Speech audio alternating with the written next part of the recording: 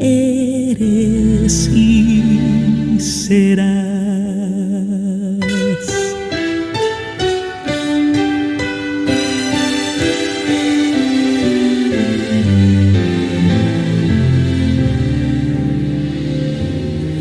Santo, santo, santo,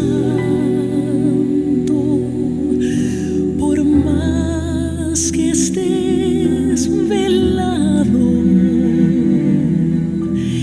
e imposible sea tu gloria contemplar,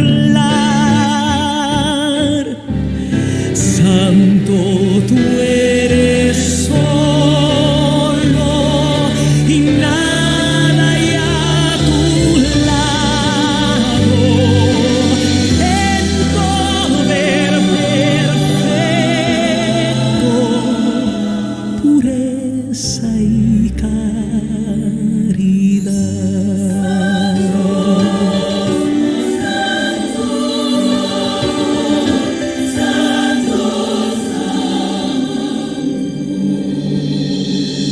Santo, santo, santo, la gloria de tu nombre vemos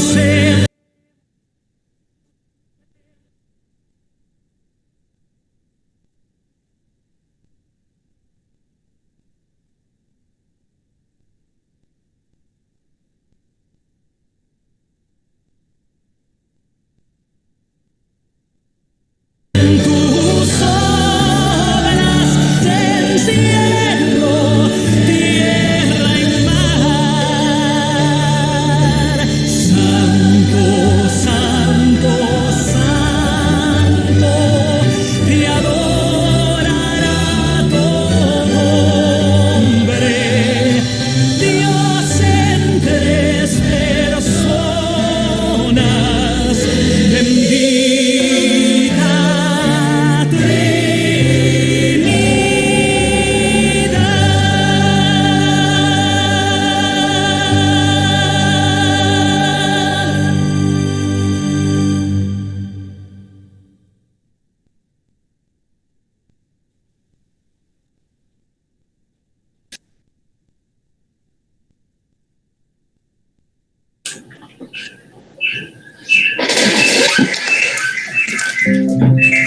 Estar en modo Uniandes es prepararte para convertirte en el impacto transformador. Pablo, cuando escribió a los Gálatas en la iglesia constituida y plantada por él, advirtió con frecuencia algunas diferencias entre el mundo y el cristiano. Estas diferencias se plasmaban entre los deseos de la carne y los deseos que son del espíritu. En los mismos, Pablo argumentó de esta manera: mas el fruto del espíritu es amor, gozo, paz, paciencia, benignidad, bondad, fe, mansedumbre, templanza. Contra tales cosas no hay ley. Pero los que son de Cristo han crucificado la carne con sus pasiones y deseos. Si vivimos por el Espíritu, andemos también por el Espíritu.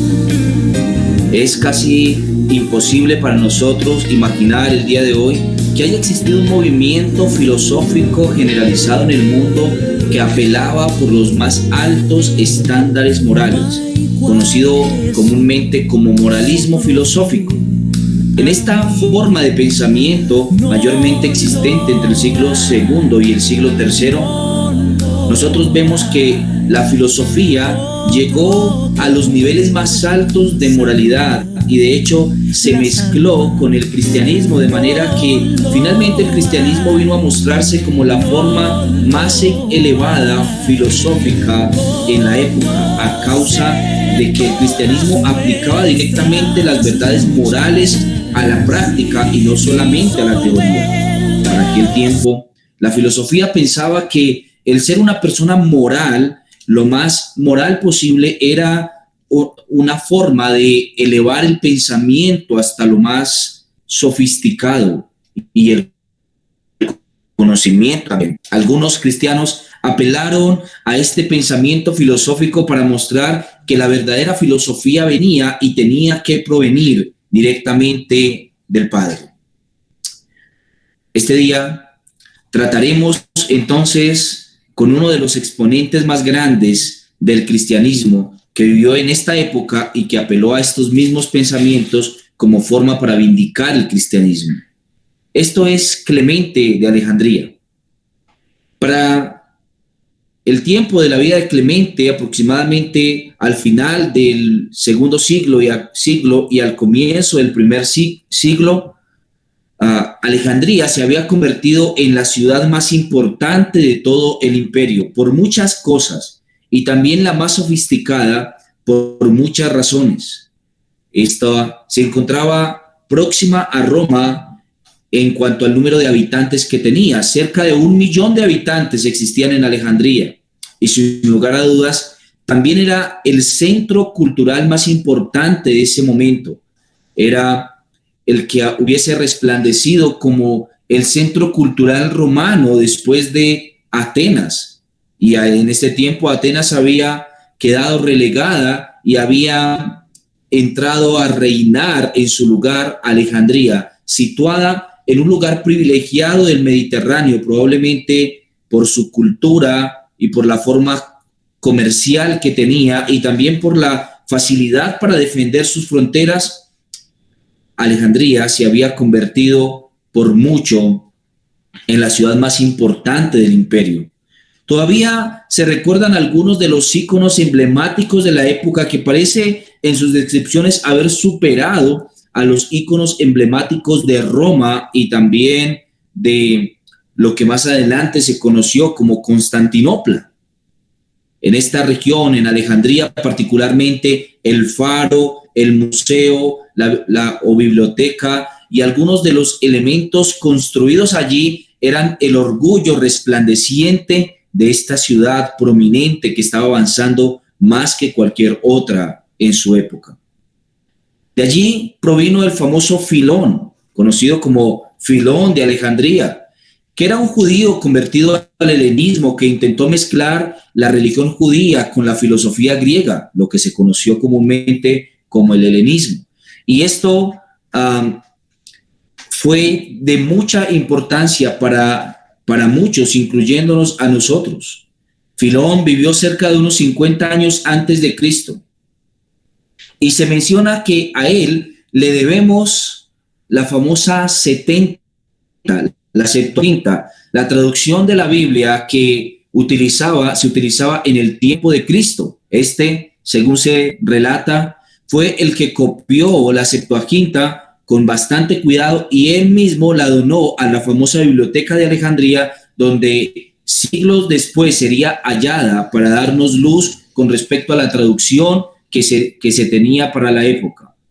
La leyenda dice que Alejandría fue construida cerca del año 332 a.C., época para la cual también la Septuaginta estaba siendo traducida.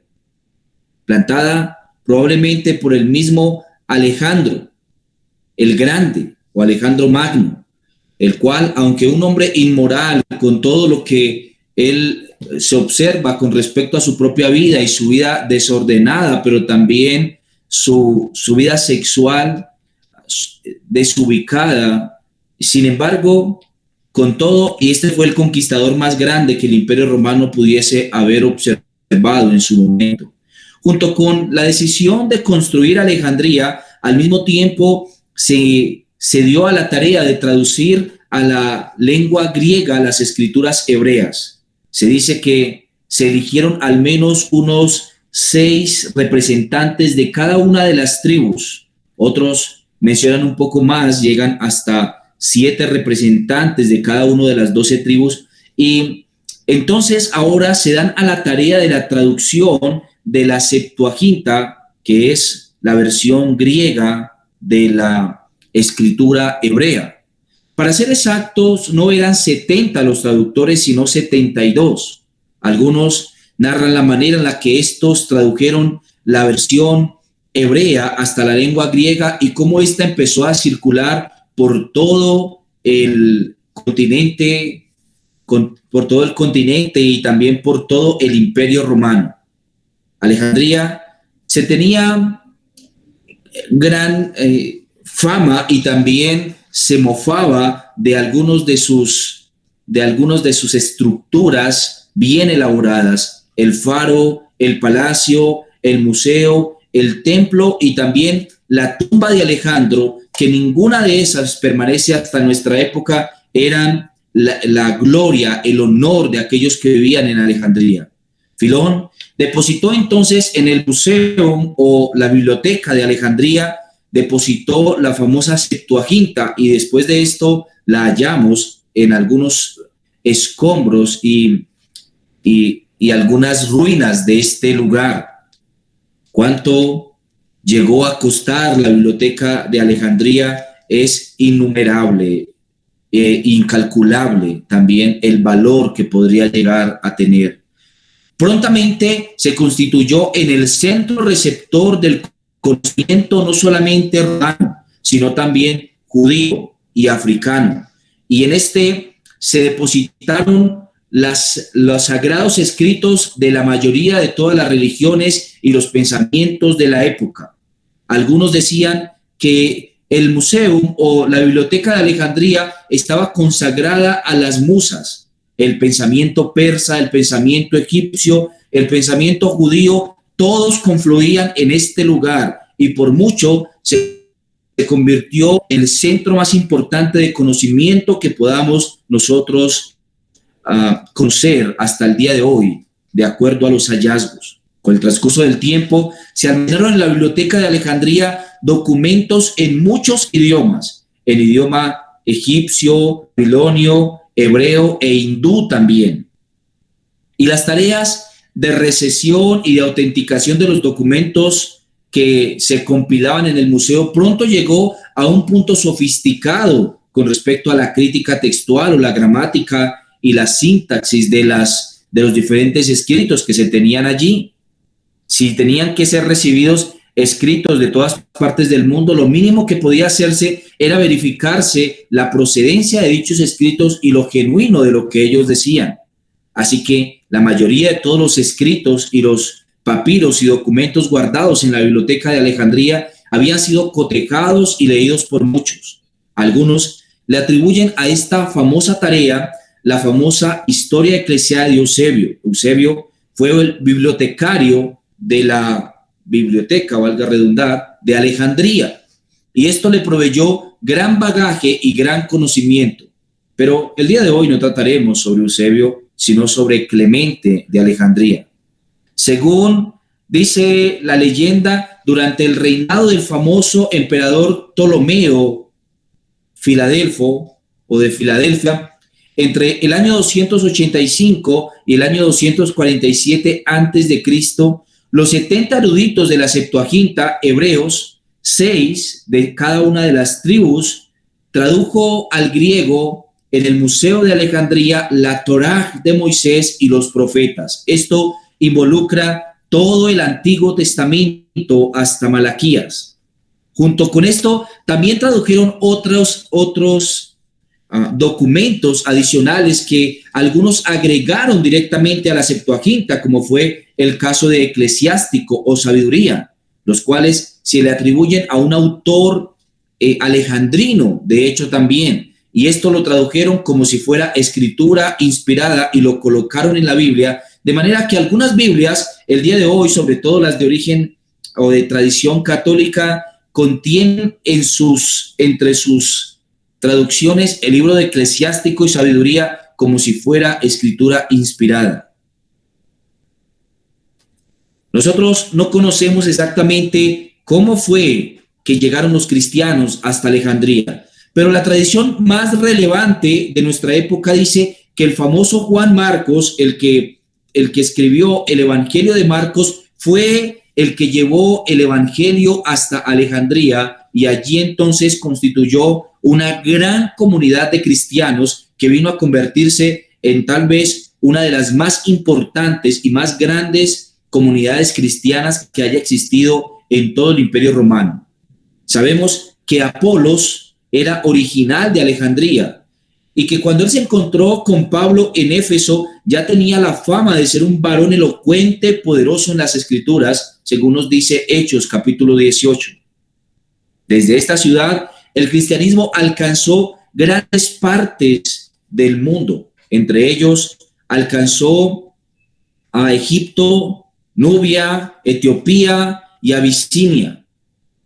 Los orígenes de esta comunidad allí se datan aproximadamente del siglo I, pero el esplendor de la comunidad cristiana en Alejandría llegó en el año 180, donde ya encontramos una escuela del cristianismo en Alejandría, normalmente llamada como la escuela catecúmena de Panteno. Este famoso filósofo que venía de ser un pitagórico y un estoico y se convirtió al cristianismo, fundó una escuela para la enseñanza y la instrucción de los cristianos en Alejandría, que fue muy importante para los años 180 al 192. Probablemente Clemente de Alejandría estudió en la escuela de Panteno.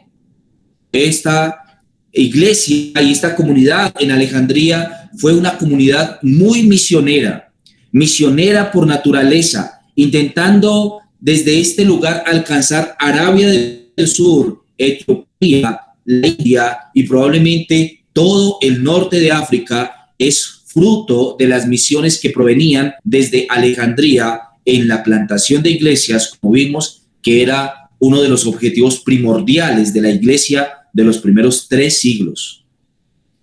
Cuando nosotros leemos un poco acerca de los judíos en Alejandría, nos damos cuenta que la mayoría de judíos que vivían en Alejandría se habían convertido, siguiendo la línea de pensamiento de Homero y de los escritos literarios de Homero, se habían convertido en una especie de ortodoxos filosóficos, lo que se conoció como helenos.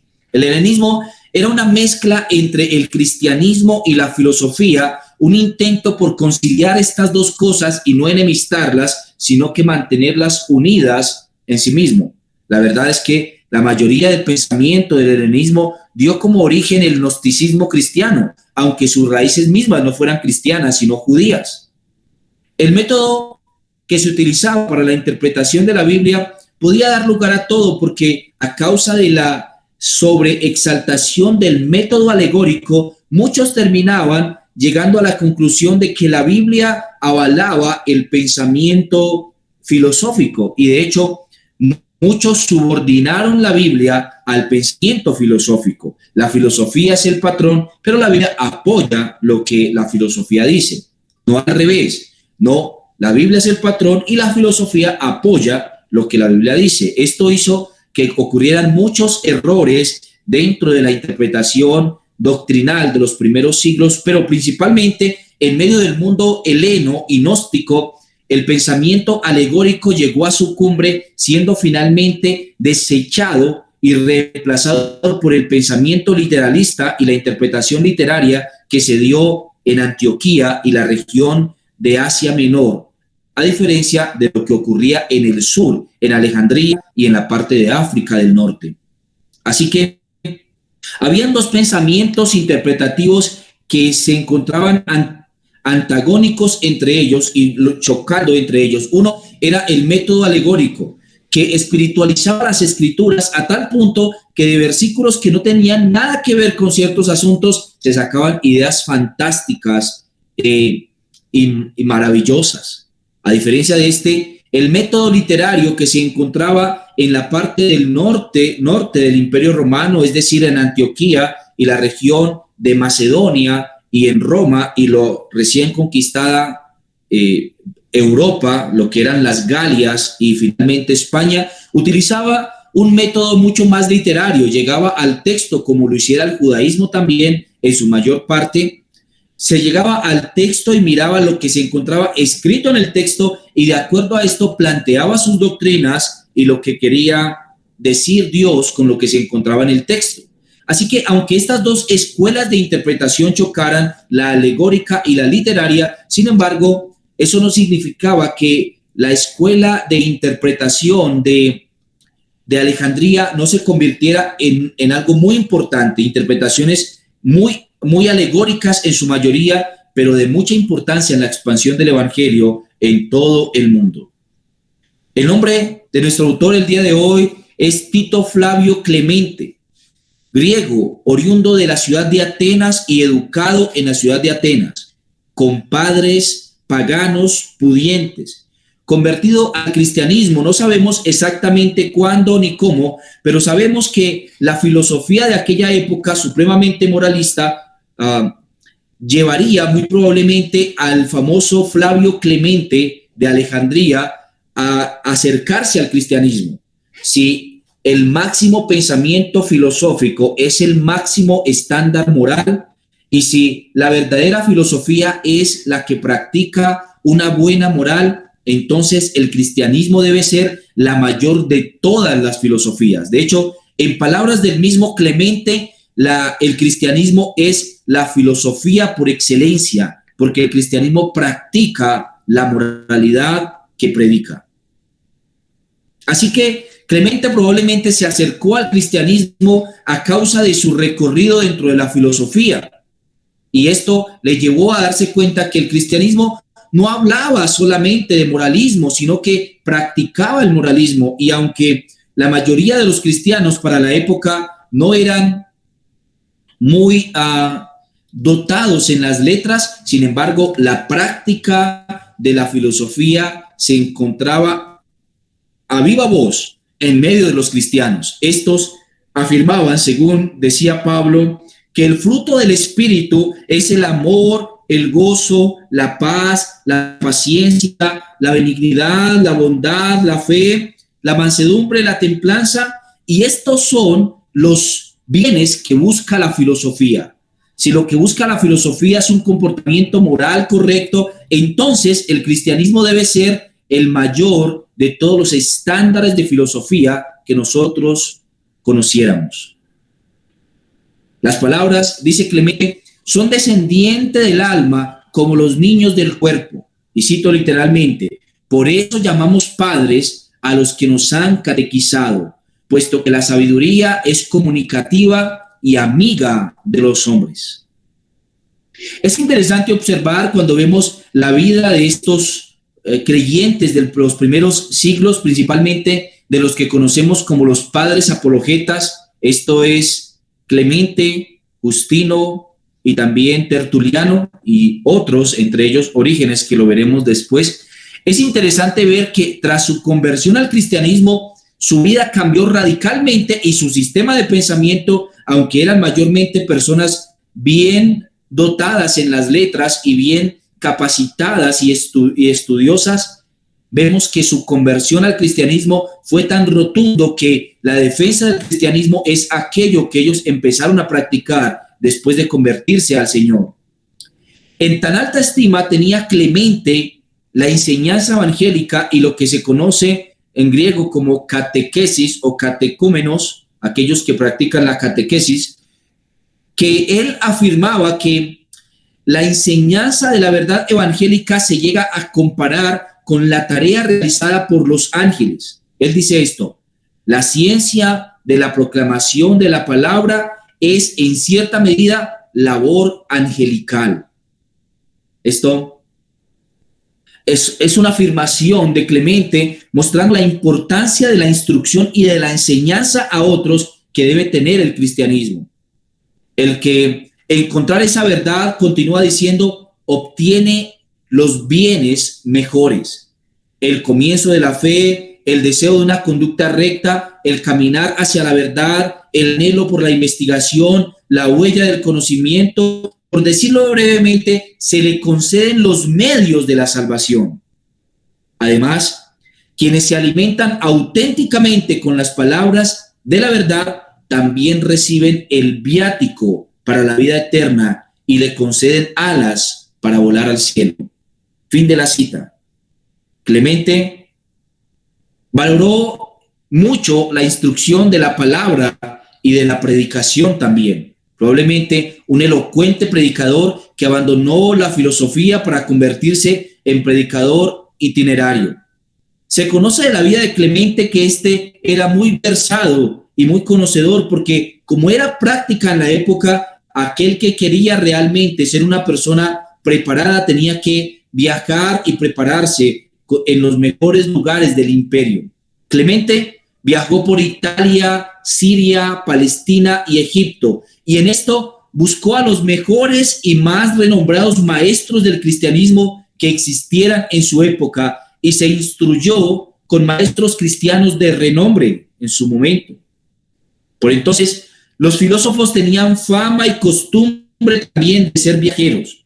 Aprovechaban cualquier ocasión para enrolarse en viajes que les llevaran a tener un mayor conocimiento, porque de esto se trataba, ser un filósofo, de amar el conocimiento. En los viajes que él realizó para ilustrarse, Clemente conoció a los que él llama como los hombres felices, es decir, los maestros cristianos representantes de la más antigua tradición, y estuvo con ellos a los que él llama los hombres felices, que estuvieron en contacto directo con los apóstoles. De entre ellos, uno era único, vivía en Grecia, otros dos habitaban en la zona conocida como la Gran Grecia. Uno era sirio, otro era egipcio, y otros eran de Oriente Medio, de Asiria y de Palestina, que no podemos identificar con seguridad quiénes eran, pero él hace mención de estar preparándose con los más importantes maestros del cristianismo de su época. Se han señalado los nombres de algunos, aunque no sabemos con seguridad quiénes eran. Uno se conoce como Melitón de Sardes, Atenágoras, Bernabé, Tasiano, Teófilo de Cesarea, Egesipo, Teodoto y Panteno.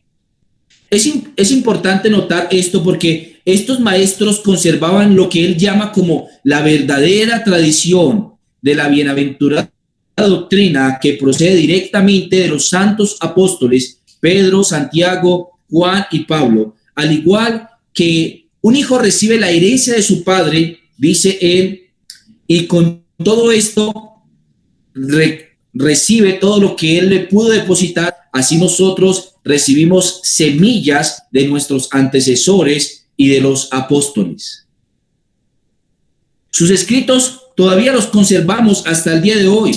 Él fue iniciado en algunos ritos de cultos misteriosos, algo que era natural en aquella época. En algún momento la filosofía era la ciencia del misterio, de enfrascarse en misterios que realmente eran prácticas de brujería, según nosotros el día de hoy conocemos. Pero es evidente que la filosofía fue lo más importante en la formación de Clemente de Alejandría. Según se hace notar en la vida de algunos como Tertuliano y Cipriano, el refutar los argumentos de toda altivez era el trabajo de aquellos que se encontraban militando en el cristianismo de aquella época. Algunos movimientos, como el gnosticismo, tenían que ser refutados, o como el marcionismo, tenían que ser refutados. Incluso tenían que ser refutados también para la época algunos otros pensamientos, como el pensamiento de los maniqueos. Independiente de cualquiera de las cosas, Clemente conocía los escritos gnósticos de Basílides, Valentín y Carpócrates. Estos pensamientos instaban a llevar al cristianismo a una idea fantasiosa de que realmente Cristo no había venido en carne, y algunos más de ellos a creer que Cristo había sido un hombre que había sido ascendido a un estándar divino cuando él logró la conquista contra la lucha de la carne en este mundo. Sea como fuera, la filosofía de este momento era una filosofía que tenía en alto los preceptos morales. ¿Te imaginas eso? Hoy vivimos en el mundo del posmodernismo. En el mundo del posmodernismo no es alabado los preceptos morales. En el mundo posmodernista todos los preceptos morales deben ser quebrantados y ningún precepto moral debe ser atendido. Pero no es así en los primeros siglos de la filosofía. En los primeros siglos de la filosofía, el moralismo era el precepto del filósofo. La filosofía en general había caído en los altos vuelos metafísicos de Platón y Aristóteles, para centrarse finalmente en la vida cotidiana que era representada por otros filósofos como Sócrates. Y habían tomado ejemplo de esta corriente para llegar a lo que se conoció como la filosofía ética. En esta, el ser una persona moral era el concepto más alto de todos, o como algunos lo llamaron, la práctica virtuosa de la sabiduría. Si la práctica virtuosa de la filosofía tiene que ver con lo que predican los cristianos, entonces debe haber una relación directa entre la moral y el cristianismo. De hecho, no fue raro en los primeros siglos que los cristianos argumentaran que los preceptos morales de la filosofía habían sido obtenidos por una tradición oral que venía desde Moisés hasta aquellos tiempos. Muchos cristianos argumentaron en aquel momento que Platón, Aristóteles y finalmente Sócrates habían podido argumentar con respecto a la moral porque habían recibido una tradición oral que venía desde Moisés, quien les había enseñado la ley de Dios, y eso finalmente los había llevado a la conclusión a la que finalmente ellos llegaron con respecto a la necesidad de abstenerse de muchos de los apetitos de la carne. Por este motivo, el cristianismo se interesó mucho por la filosofía, pero también la filosofía moral se interesó mucho por el cristianismo, porque el cristianismo predicaba una vida moral y parece que practicaba una vida moral. De hecho, su lenguaje y el lenguaje incluido en el Nuevo Testamento, las exhortaciones del Nuevo Testamento, las listas de virtudes como la que acabamos de leer en Gálatas, y además de esto, las que son mencionadas por Pablo en 2 de Timoteo capítulo 1, o las que son mencionadas por Pedro en el capítulo número 1 de su segunda carta también, fueron muy relevantes en esta época porque el moralismo estaba a flor de piel. Algunos dicen que el gran lenguaje de la moralidad de la época era el gran lenguaje cristiano. Y han afirmado que el cristianismo tomó también del pensamiento filosófico moralista de aquel momento para algunos de sus escritos. Los que argumentan esto no tienen en cuenta que los escritos de los apóstoles fueron redactados y plasmados al menos 2 siglos o al menos 1 y medio antes de que la filosofía del moralismo llegara a su cumbre. Así que no podríamos datar al cristianismo escribiendo, los escritores del Nuevo Testamento, al mismo tiempo que la filosofía moralista. Si a mucho, el cristianismo y los escritores del Nuevo Testamento escribieron a la par con la formación del gnosticismo, los cuales en su mayoría y en la época cuando estaba siendo escrito el Nuevo Testamento eran inmorales en gran parte. Así que, como lo explican algunos con respecto a esto, hay una cierta ficción entre estos. Sí, la Septuaginta fue traducida al griego aproximadamente unos 332 años antes de que nuestro Señor Jesucristo viniese al mundo. Así que la escritura de la Septuaginta y el pensamiento judío pudo haber influenciado sobre algunos pensadores como Platón, Aristóteles o Sócrates. Así que no podríamos decir, igual que decía en la época, que realmente el pensamiento de ellos venía desde Moisés por medio de una tradición oral, pero sí podríamos suponer el pensamiento de los judíos, todo lo que tiene que ver con el Antiguo Testamento, sí influyó en cierta medida la filosofía de Platón, de Aristóteles y de Sócrates. Así que sí es verdad que había una línea cercana, pero ¿cómo no pensarlo? Pablo argumenta en el capítulo número 1 de los Romanos que Dios ha colocado las obras de la ley en los corazones de todos los seres humanos. Así que no es raro que algún filósofo haya llegado a percepciones moralistas. La razón ellos tienen las obras de la ley escritas en su corazón, igual que cualquier judío o cristiano también las tiene. Así que no es raro que un filósofo haya llegado a un pensamiento moralista por simplemente la gracia común de Dios que le dio a todos los hombres una escritura en sus almas que los encamina a actuar hasta cierto grado con respecto a lo que es bueno y moral en el mundo. Los cristianos se apoderaron de la moral en las postrimerías del paganismo. Esto llevó a un rigor incluso tan elevado que algunos, como el mismo Tertuliano, terminaron cayendo en sectas como la secta de los montanistas, porque eran más rigurosas moralmente. Algunos filósofos fueron llevados a tal punto que algunos llegaron al cristianismo porque vieron el cristianismo como la expresión más clara del moralismo. Gran peligro para nosotros el día de hoy. Muchos confunden el cristianismo con el moralismo. Para el cristianismo, el dominio propio, la disciplina, el autocontrol eran indispensables y estos eran cualidades necesarias para ser un filósofo. Así que no eran solamente el respaldo de la virtud humana, sino que el fruto sobrenatural obrado por el Espíritu en los cristianos era anhelado por la filosofía, puesto que en la propia carne el filósofo no podía guardar aquello que él mismo consideraba como un precepto necesario. Dice Pablo a Timoteo que no nos ha dado Dios el espíritu de temor, sino de fortaleza, de amor y de dominio propio. También dice a los Gálatas, hablando con respecto a los dones del Espíritu Santo, palabras sofisticadas y maravillosas. Para comprender, hermanos, el alcance revolucionario del cristianismo y de lo que el cristianismo introdujo en la época y en la cultura de su tiempo, hay que comenzar por saber que el filósofo del siglo II era un misionero moral. Y era un misionero moral de las clases privilegiadas, normalmente de las clases medias y privilegiadas.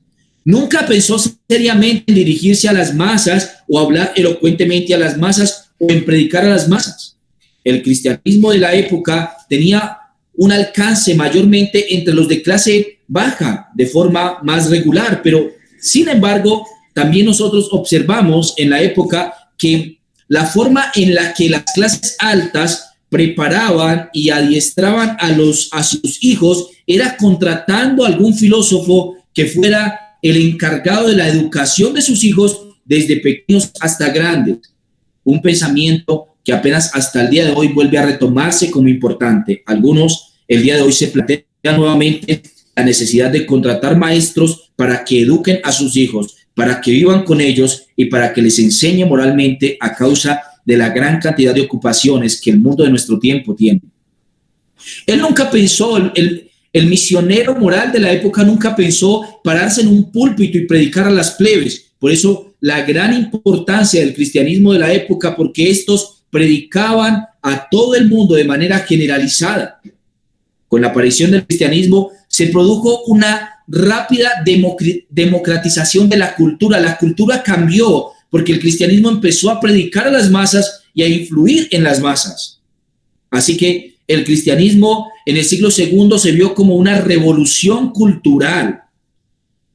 Quien lea o estudie los escritos y papiros cristianos observa que las obras de los filósofos, aunque ignoradas en gran medida en medio de las ciudades, tenían gran contenido de las afirmaciones y de las predicaciones de los cristianos de la época.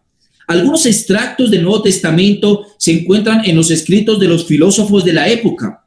Algunos extractos de los cristianos del momento también se encuentran entre ellos. Así que el cristianismo fue un movimiento social que cambió la cultura de la época por la forma en la que se hacía.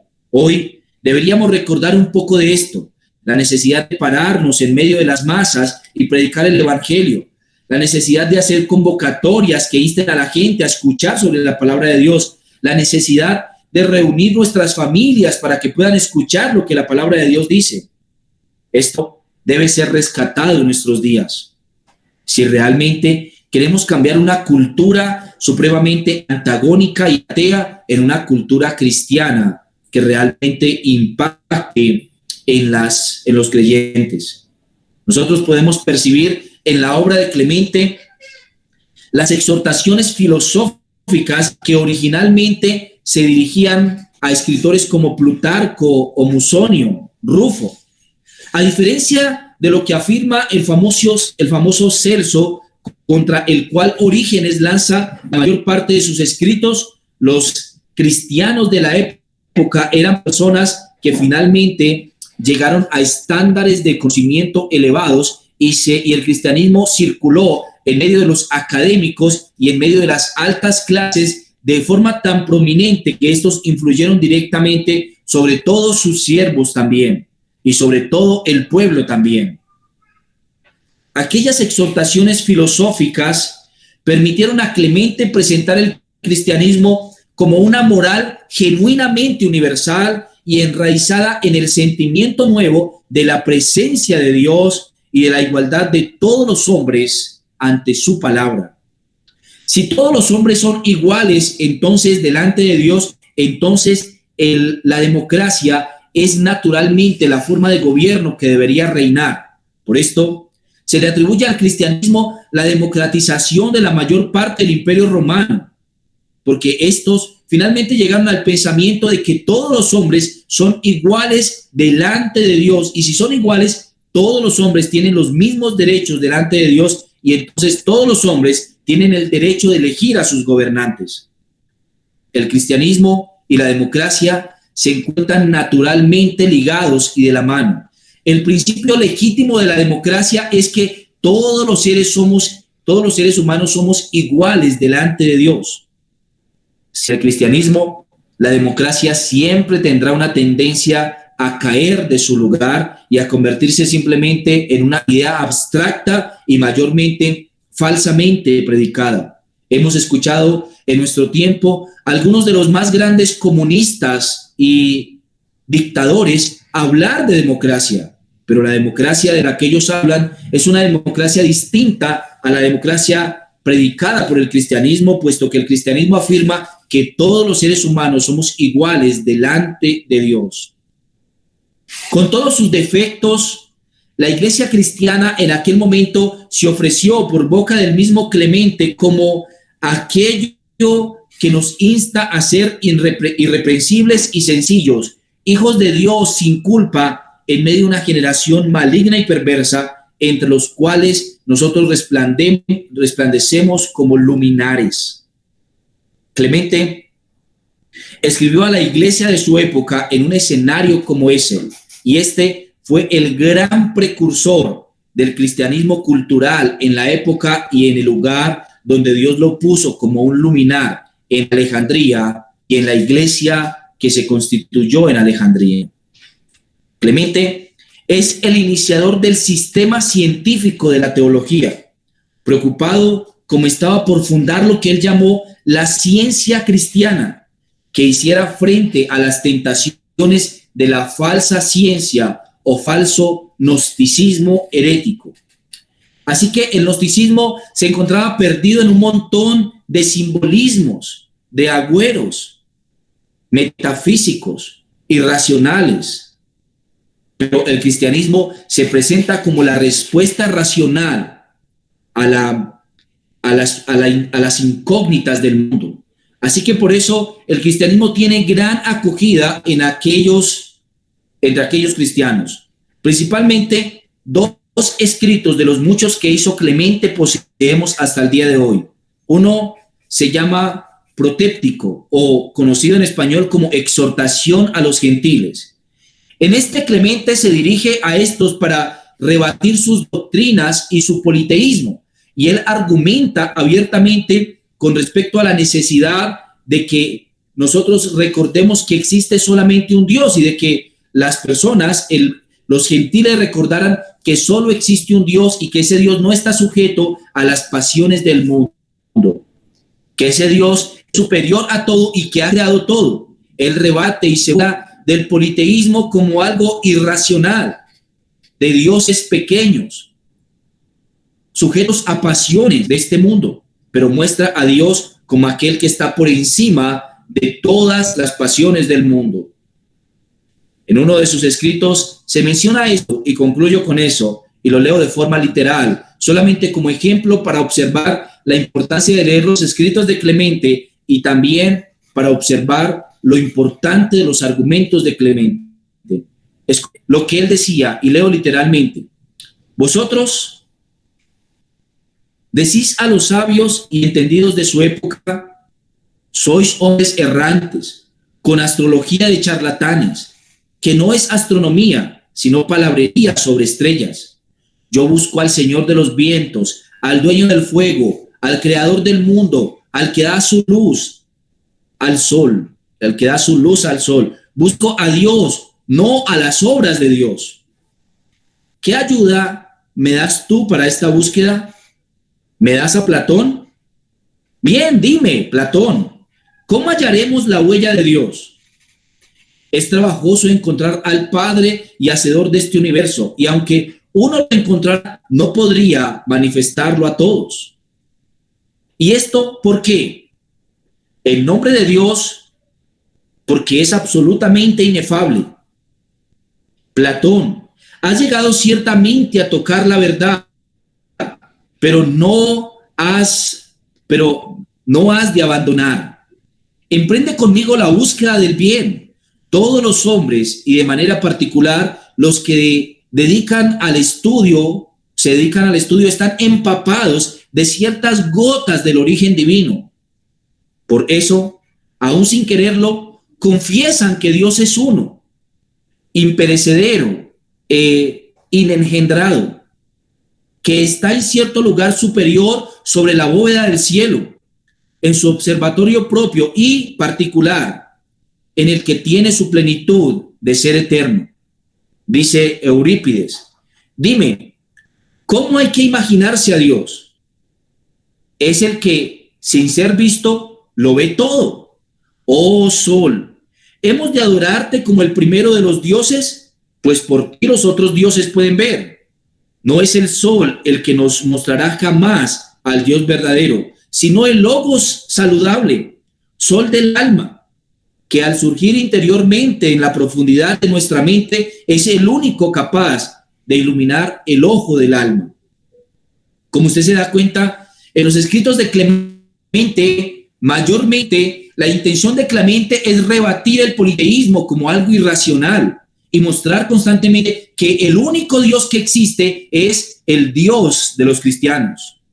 Sus numerosas referencias a escritores paganos nos muestran que Clemente era un hombre docto en las letras y que era un hombre que había leído los escritos de los gentiles en su mayoría. El segundo escrito de Clemente es El Pedagogo. Aquí él presenta el instructor como el médico de la humanidad. Él presenta a Cristo como dos prototipos. El primero, o los hombres como dos prototipos de Cristo. El primero como un profesor, un maestro, como el instructor de la humanidad, y el segundo como el médico del alma. En los escritos de Clemente y en los escritos de estos tiempos, la palabra o la semejanza de Cristo como el médico del alma fue muy importante. Algunos escribieron grandes disertaciones con respecto a Cristo como el médico, y de hecho se mostraba a Cristo no solamente como el médico del cuerpo, sino también como el médico del espíritu. Cristo, el médico por excelencia. Cristo, el pedagogo, el maestro por excelencia. La medicina, según Demócrito, cura las enfermedades del cuerpo, pero la sabiduría libera el alma de sus pasiones. El buen pedagogo, que es la sabiduría, el logos del Padre, el creador del hombre, se cuida de la totalidad de su criatura y cura su alma y su cuerpo como médico total de la humanidad. El logos entonces recibe el nombre de protéptico o convertidor del alma. El médico y el maestro, dos ilustraciones maravillosas para referirse al Señor que fueron prominentes en esta época y nos recuerdan la importancia de que nosotros recordemos que la labor del cristiano es la de seguir las pisadas del maestro, es decir, que debe ser un maestro de la verdad. Déjeme que aplique esto a nuestra vida, hermanos. La vida de Clemente y el ambiente de la época de Clemente es muy importante para nosotros. Hermanos, nosotros primeramente tenemos un glorioso llamado a plantar iglesias. No deberíamos pensar en quedarnos estáticos por una gran cantidad de años. Deberíamos siempre pensar que después de que una iglesia está plantada y fundamentada, hay necesidad de salir a plantar iglesias. Alejandría fue el foco del evangelismo en todo África del Norte, la India y también Arabia. Pero no fue el caso solamente de Alejandría. También este fue el caso de Antioquía, al menos un siglo antes, cuando Bernabé fue a pastorear la recién fundada iglesia de Antioquía. También fue el caso de Roma. Y también fue el caso de Esmirna, como lo vimos, el famoso pastor de Lyon, él fue enviado desde Esmirna hasta Francia para que pastoreara una iglesia plantada en Francia. Roma también fue un ejemplo de plantación de iglesias. Igual que Jerusalén, en el tiempo de la persecución en Hechos, fue un ejemplo de plantación de iglesias. Nosotros tenemos un llamado maravilloso, el llamado a la plantación de iglesias hoy mismo, en medio de un mundo en caos, como lo vemos y como lo hemos visto hasta ahora. Además de esto, tenemos otro llamado adicional, el llamado a transformar nuestra cultura. El cristiano no ha sido naturalmente antagónico de la cultura. En los escritos de Clemente, nosotros vemos que él hace referencias a la necesidad de eliminar o suprimir de la cultura aquello que no le agrada a Dios, pero nunca afirma que debemos eliminar las culturas, simplemente que debemos transformarlas. Hoy mismo debemos reflexionar sobre esto, sobre la intención que tenemos a veces de implantar un modelo cultural en otras culturas distintas, mayormente de intentar colocar en países latinos un modelo inglés o estadounidense de la cultura que choca con las formas naturales de los lugares en los cuales nosotros estamos plantando iglesias. Necesitamos recordar que debemos eliminar de la cultura todo lo malo, pero que no todo lo que existe en la cultura es malo per se, por naturaleza. Esto es un llamado para nosotros. La forma en la que nosotros transformamos la cultura, mis hermanos, es mediante el guardar la palabra del Señor y el predicar la palabra del Señor.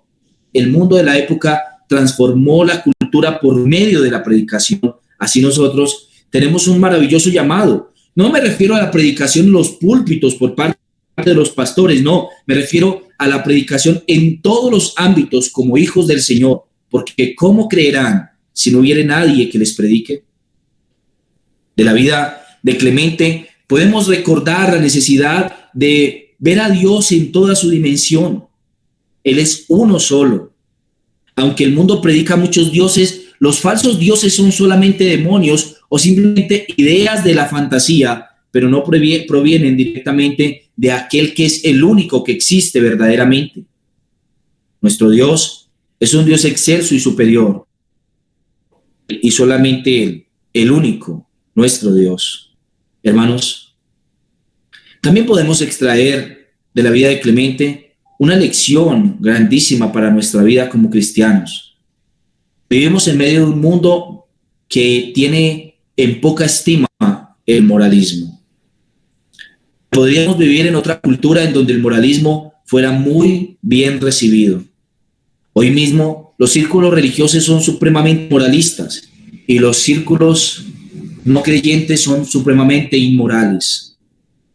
Nosotros hemos sido llamados no a predicar moralismo, sino a predicar a Cristo y a Cristo crucificado. Él es nuestra fuente de salvación. Pero tanto lo uno como lo otro están condensados en el cristianismo.